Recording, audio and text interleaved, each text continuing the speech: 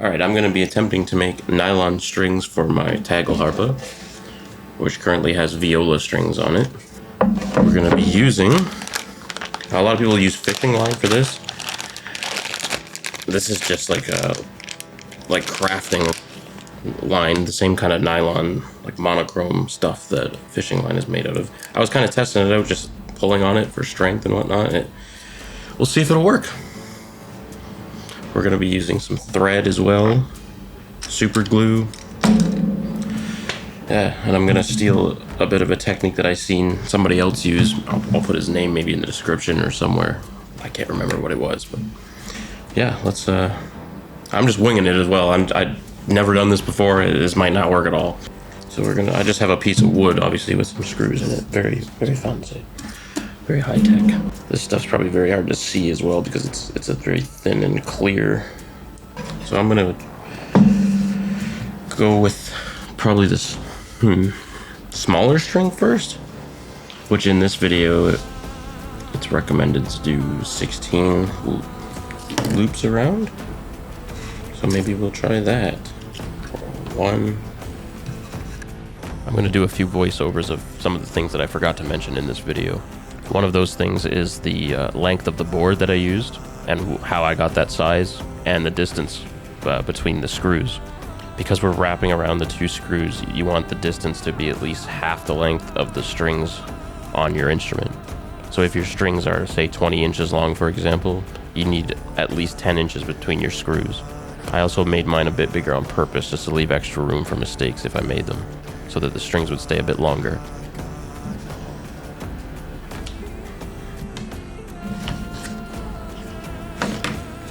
Okay. So I'm just gonna follow along the video. I also should mention, like, for the actual wrapping around the screws, so because I used 16 here, you want to count 16 from the screw that you started on. So when you go all the way around to the other screw and then back again, that's 1. And you keep doing that 16 times.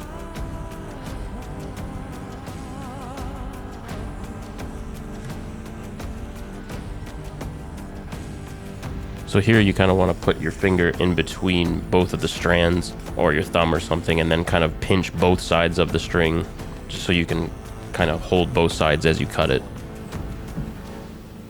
This stuff is very bendy, I will say.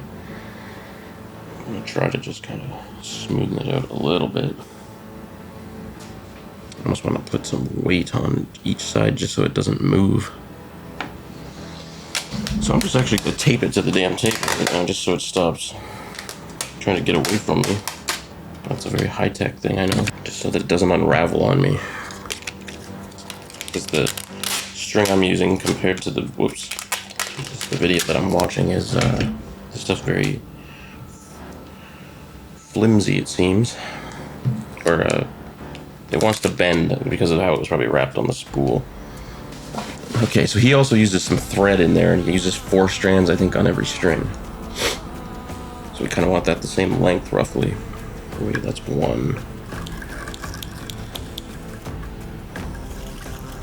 2. I've kind of made the strings a little longer than I actually need to, just so I have room to kind of make mistakes as well. I can always cut them down later. Okay, so we have the thread as well. At least that will stay straight laid out. So for now, I'm going to just move this back. I do not need it at the moment. Okay, so now we're going to attach the threads with the line.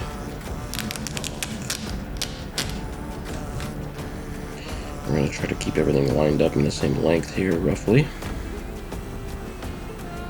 And now we're just going to tie a knot with all of this. Hopefully you can see that okay.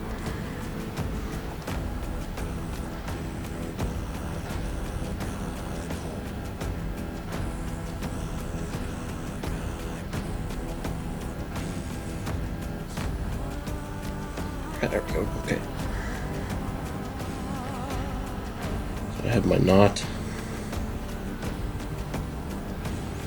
I'm also going to just apply a bit of super glue to it just to make sure that it is definitely not going to come out.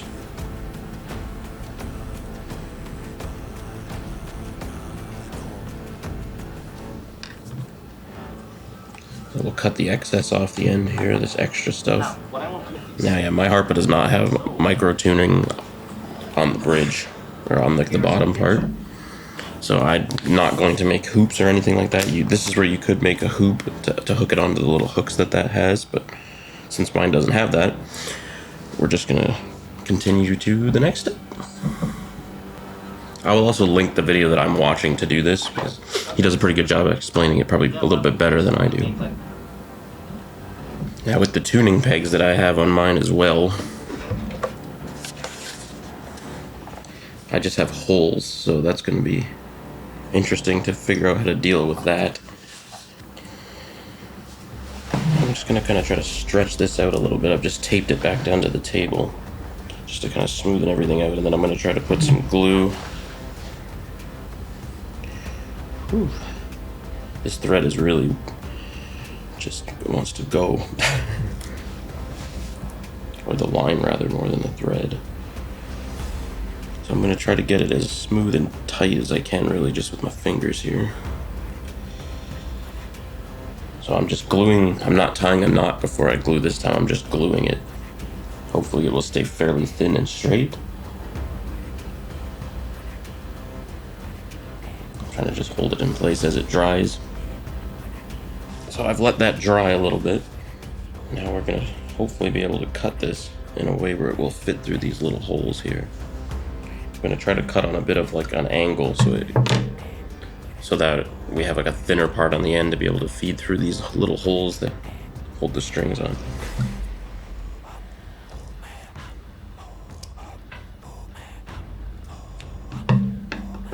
I did probably use too much glue as well, which if it doesn't work, that's why I've kind of left myself a longer string so I can probably re-glue, and so far these look like they should fit through. The main problem that I'm gonna have is that these the pegs up here are really small holes, so I may have to try to kind of trim this down a little bit because I've put too much glue, so it's just a thick bundle of crap. So what I might try to do is actually re-glue a little bit lower and cut off that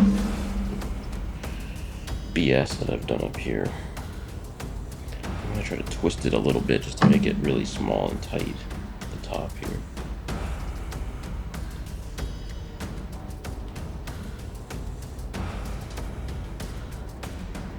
I'm just holding it in place now as it kind of dries, trying to stretch it as tight as it can go so that it's not so thick when I try to feed it through these little pegs. That looks like it'll actually work pretty good this time, I think. I'm just gonna tape it, let it dry a little bit longer. Cue the elevator music. One eternity later.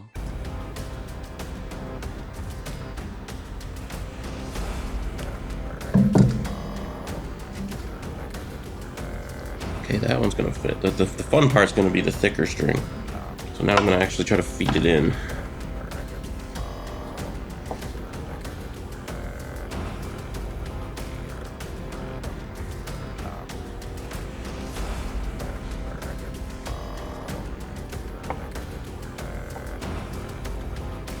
And hopefully we've got a big enough knot down there. If not, we might actually need to tie another knot into it if it wants to slide out. But it looks like it should be okay. Plus all the glue on it. Let's just see. Yeah, that's fine. Now that I've got it in, I might even try something different with that technique next time, because the way I've glued it, it's not all even. So I might actually, now that it's at least through the hole, I might attempt to cut and re-smooth and glue it here.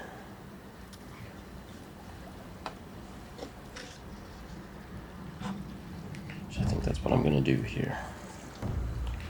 Leave us enough room just so we still can make mistakes.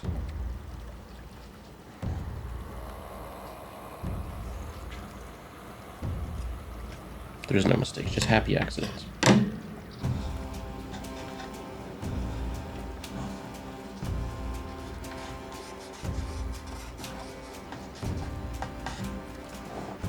Okay, so now I've actually got it in. I'm going to attempt to glue it here without getting glue on my instrument either. Now again, I want to try to keep this as smooth as possible here.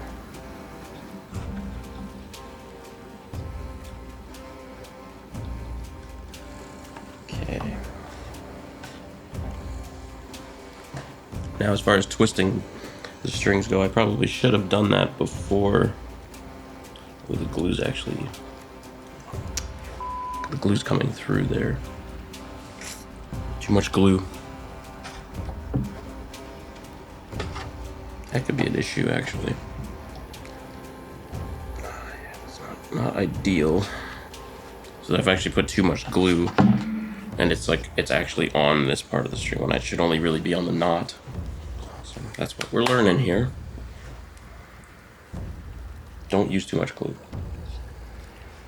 Now we're gonna wing it. We're gonna try to twist roughly 24 times. So it's 1, 2,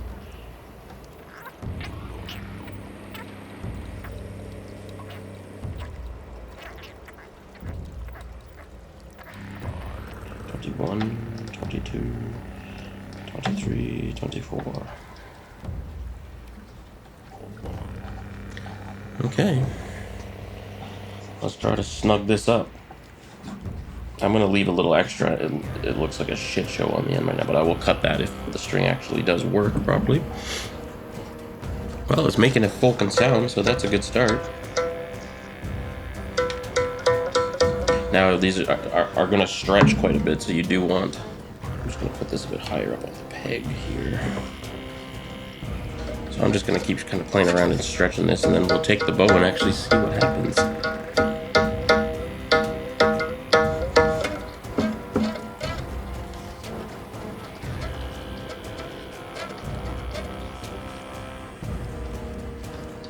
The buzzing you're hearing is actually just the metal clasps here shaking around because there's no other strings on there yet. The string itself isn't buzzing.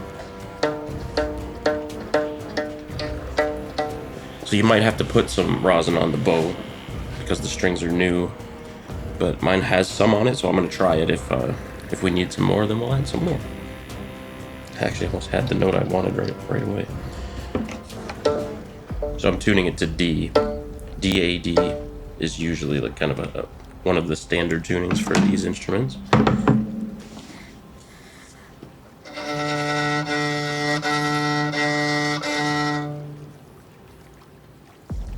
That doesn't sound bad. I didn't even add any rosin to the bow.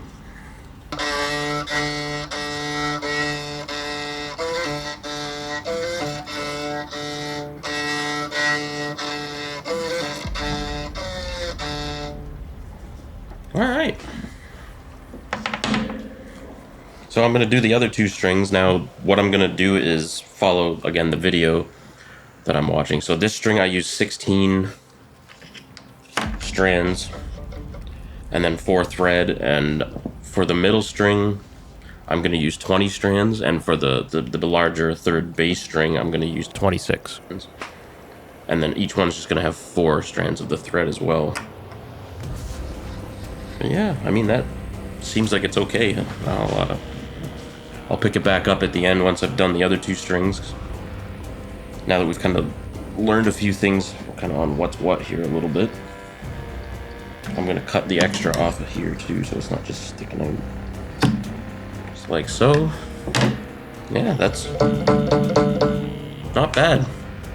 Honestly, I wasn't sure if it would work at the first try or not, but it doesn't sound horrible. So I forgot to mention earlier that one of the reasons that I went with not using actual fishing line was I read a tip that I was reading a bunch of different forums and Reddit and everything that people were saying that using fishing line that has like anti-abrasive qualities is not really what you want, because they obviously make the fishing line so it doesn't break when it rubs against rocks and whatnot for this type of string. Most of the fishing line that I've seen on Amazon, at least, all had the anti-abrasion quality, so that's part of the reason I tried this instead. Obviously, I'll do an update to see if they break or anything like that over time, but so far from that little test there, it sounded okay. And I'm using the 0.2 millimeter as well. I should have mentioned that. The upside probably to using fishing line would be that it would obviously be stronger because it's meant to hold weight and such and not break. This is just really cheap. I'll even put a link to it on Amazon if you're interested in trying it. But again, I'll do an update after a little while of actually using it and playing and see how it holds up. Okay, so I'm just finishing up the last string here, the thickest string.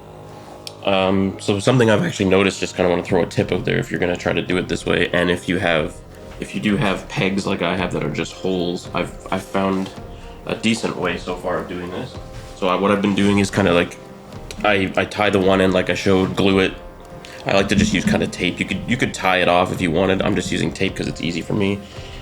I tape it, kind of stretch it out, and I try to tape this end as well. Hopefully you can see that okay.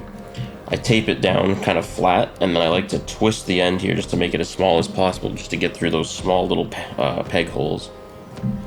And then put some glue on it here.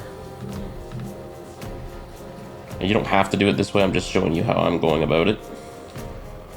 And then a lot of times when I do actually put it on the string, I might even cut a bit more off and re-glue it. This is just to kind of hold it all together. Okay, that's holding together decent. And then I usually try to cut, like, again, I'll try to zoom it in, hopefully you'll be able to see it, but I kind of try to cut it thin and on a bit of an angle right before the glue starts. Give us as much ease of insertion into the actual hole on this. All right, this is the one I was worried about the most, just because it's the thickest, but let's see if it'll fit. Also, if you like some of the music that you're hearing in this video, these are originals of mine, and you can check them out on my YouTube channel here, or other streaming platforms as well. Hell yeah. That's not the hole I was worried about, though. It was the other one, this side on the peg, that's actually even smaller. I have these little metal guards on mine, too, which I'm assuming just protects the wood more from the tension of the string. It probably has a name, and I don't know what it's called. Apologies for that. Ooh, don't fall now. I also like to angle the peg just straight, I'm sure you don't have to do that, but it does make it a little easier to work with here. And it fits perfectly! So now what I've been doing is kind of leaving maybe like an inch or 2 inches. I don't want to cut it too short in case I mess something up. So I've been trying to leave myself a little bit of wiggle room. So I'm just going to stretch them out a little bit, and then we're going to give it a shot and try to play it a little. The other ones I've stretched a bunch, but the thicker one I need to stretch a little bit. Alright, so I'm going to try to tune them up. So far I'm quite happy with how it turned out. I honestly wasn't sure. I'm sure you could tell by the face I made after I made the first string that I was shocked that it worked at all. So we're just going to put a little rosin on the bow, and then give it a shot.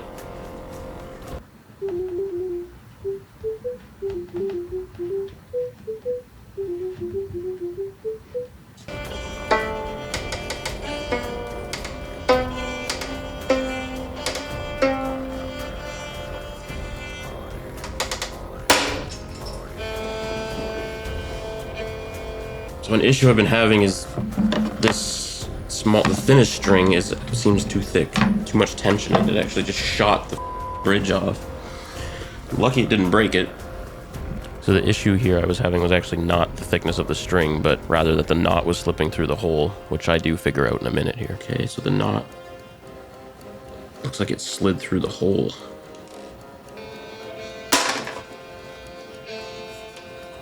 Okay, the same thing happened again. It's sliding through over here. My issue is the knot that I made is slipping. Sliding through the feckin' hole here. Okay, so I've finished my strings finally, after some faffing the small string. So what I actually did was just completely scrap that one and just started from scratch and made another one, because I had to keep cutting it and messing around with it. So what I did was, the smallest string I made a much bigger knot, like double, or maybe even, I think I did 3 knots and then put a lot of glue on the knot, because what was happening was, it was obviously the smallest string has the most tension on it. It was the tension was pulling it right through every time, pulling it through the hole. This time I also made the small string 13 strands instead of 16, exactly half of the amount on the largest string. This was something I read, I believe, on Reddit. I thought this made sense, seeing as tuned to the same note, just different octaves, that the smaller one should be half the size. Because if you have to cut it down or anything, do leave yourself a little extra slack and then cut it at the end. Don't like tie it or cut it before you actually have it on the instrument. At least that's what I like to do. So now I can cut this one shorter instead of cutting it beforehand and be like, oh shit, I cut it too short. Yeah. So I'll play it for a sec. Now excuse my playing because I am not good at this instrument at all. This is like the third or fourth time I've ever even held it. So excuse the playing. I just wanted to kind of give you a sound that, or a sense that the strings actually do work.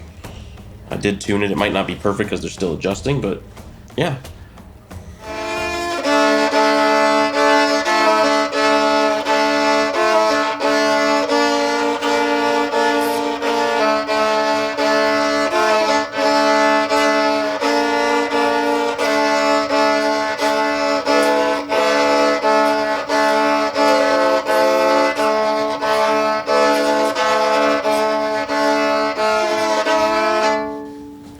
So yeah, I'll do another little update after I've used these for a while and hopefully work them in a bit more and stretch them out so they stay in tune.